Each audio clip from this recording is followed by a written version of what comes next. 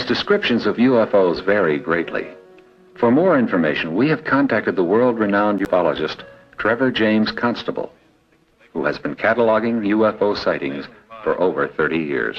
With reference to each particular type of photograph that I have taken, there are available similar photographs from other sources that were taken by people actually with little or no knowledge of this phenomenon, and usually they were accidentally taken. Here is the original bioform picture that I took in August of 1957. We call that one the Amoeba, and there are some 4 successive photographs of this thing taken on infrared film immediately above my head, and then on the later exposures against the known background of the desert floor, a place to which you could return any time if you wished. This one was taken in color by a deputy sheriff, Sheriff Stroke, near St. Cloud, Minnesota. There was a case involving President Carter's personal helicopter. A photograph was made by a civilian employee of the Defense Mapping Agency down there, and she was covering the president's departure. And there are perhaps 100 people watching the helicopter depart. And here is another one of a very similar type to the President Carter picture that was taken by Lee V. Ertley, a nationally known outdoor writer. This was taken in Utah. Again, the object was invisible when photographed. Here's one that was taken by me above the top of Mount Wilson in 1961, 4,000 feet in the air just shortly after dawn. The object is of the same general type as the 2 that we've just seen. The objects in the Panama photograph involving President Carter's helicopter and the photograph taken by Lee Ertley, both of these would, to my evaluation, be manned objects or intelligently constructed objects, because it's obvious from the images that force fields of extreme strength are being employed in the propulsion of the disc or discoidal vehicle that appears in there. The picture tells you that this is something that is engineered rather than biological. Here's a bioform taken by Richard Toronto in Vallejo, California, taking a number of photographs of these amoebic-type space critters. Here is a photograph of the late George Van Tassel, very well known in UFO research. When this photograph was taken, was addressing a throng of some 2,000 people. The object above his head was not seen by anybody present. High-speed infrared film did make it apparent. These objects are appearing not only in Panama or over the Utah desert or in California, they're everywhere. For example, recently here in January of 1979, there was a tremendous controversy erupted over some sightings in New Zealand, in the New Zealand area. The clippings are here, and they involve pronouncements about these incidents by purported experts. In fact, the newspapers refer to them as experts. Well, there are no experts in this field. There are only people whose level of ignorance varies. And this is characteristic of much that has gone on since this whole thing broke in on the world. Astronomers and people like this who have some authority and standing immediately jump in with negative opinions over things on which they're not fully informed. All these things involve to some degree the activities of governments.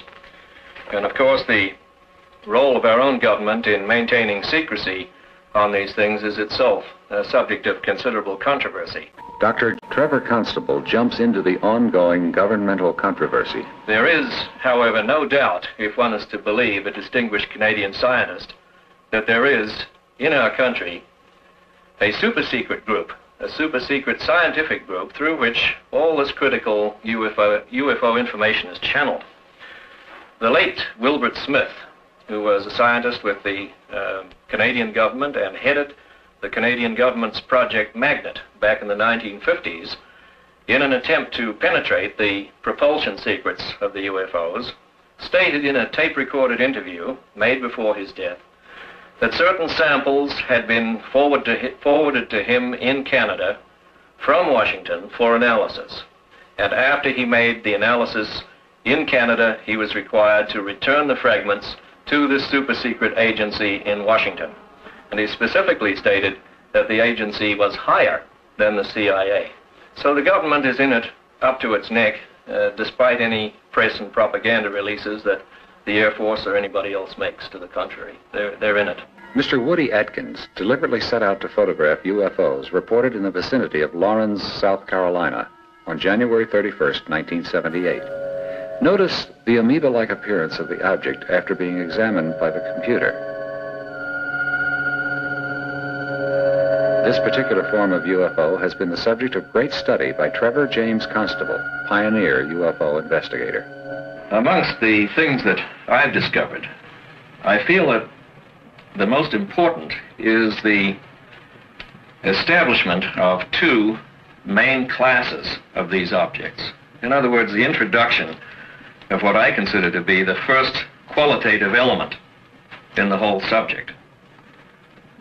This is the division of these multiform phenomena into two main separate divisions. On the left, the most commonly accepted and commonly recognized bracket of phenomena, those objects that appear to be structured ships capable of interplanetary space flight or flight even beyond that. In other words, high-performance craft. And on the right, in the other main bracket, are living organisms that are native to our atmosphere and which represent a whole new branch of biology and indeed a complete biological revolution. And I'm the individual who first extensively photographed this level of life, although it has been sporadically photographed through the years, accidentally photographed by many people. And these days, even Kenneth Arnold, the man who first put the term flying saucers into the English language, he himself now accepts that these atmospheric fauna, for want of a better term, I call them the critters, that they constitute a very substantial body of the totality of what we now call UFOs. The crucial thing was the use of infrared film that is sensitive to heat as well as to light. And this simple substance, which has been in existence for, at least 75 years, it's the principles of sensitizing film to react to heat have been known for at least that long, enables you to double the size of the window with which you look at the universe. It's a very simple concept. If I use this playing card here, for example, to represent the size of the window that the human eye has on reality, with violet at this end and red at that, then that is the foundation of our conceptions of the universe and life and of UFOs. If you take infrared film, what that does, without your necessarily seeing it, is increase the size of the window until it is that big. And so you're seeing almost twice what the unaided human eye sees. And this, over a long period of years, has yielded, I would say, the largest single body of evidence gathered by one person as to the nature of these things that's in existence.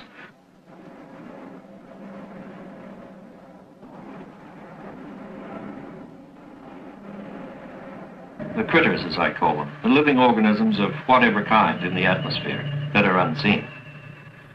And they are self-contained mind-body units just like we are. A human being, when all's said and done, is an integrated mind-body unit. And these organisms are of the same order as that, although much lower on the evolutionary scale than we are. On the other side, you have what are obviously manned constructs. They are devices of some type that are propelled by manipulations of energy that we do not yet technically understand, and to which we are just beginning to gain fringe access. But the two aspects of UFOs, the critters on the one hand and the craft on the other, each of which have to be given equal value in an objective investigation, These two things are mutually confused because the energy form involved is the same. The energy that propels the critters is used technically by the ships. That's the way I conceive of it as being put together. In the upper right-hand corner of your screen, you can see another example of the amoeba-like object which Mr. Constable refers to as critters.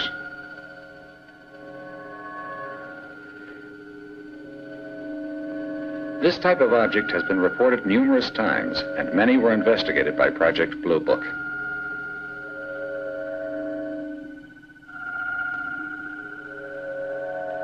This photo was shot by Trevor James Constable near Mount Wilson in California.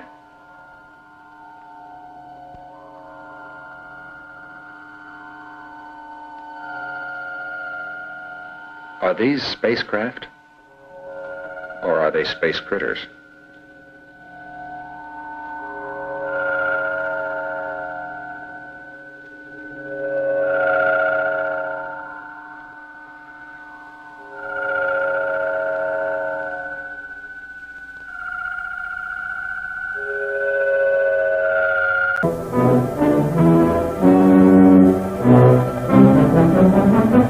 Dr. Lawrence at Ecola Institute showed us with his stellatron that the alien intelligences of the UFO might be in cosmic communication by use of a high-level energy which we know as etheric, bioplasmic, orgone, or nearly 100 similar names. But it is unrecognized in our science and in our civilization, which runs and communicates on the energies of the electromagnetic spectrum. There is now striking evidence that the cause is invisible flying predators. Not a configurated UFO spacecraft, but what is mistaken for a UFO is something just as new to science, which can be photographed with the aid of an ultraviolet filter 18A and Ectacolor film. This was first accomplished by Trevor James Constable, a UFO researcher for a quarter of a century. Constable, in Southern California, builds equipment which gathers orgone energy, or etheric, or biological energy. Years ago, he noted that his energy-gathering devices attracted invisible critters. He also photographed them at 35,000 feet through an ultraviolet filter near a commercial jet. They were invisible to the pilot. This is one of the frames of the research camera's film showing the invisible flying critter. Apparently, the predator sought by farmers and county sheriffs nationwide is the animal killer. The invisible flying predator. There seems no other explanation of what has happened to the thousands of mutilated animals.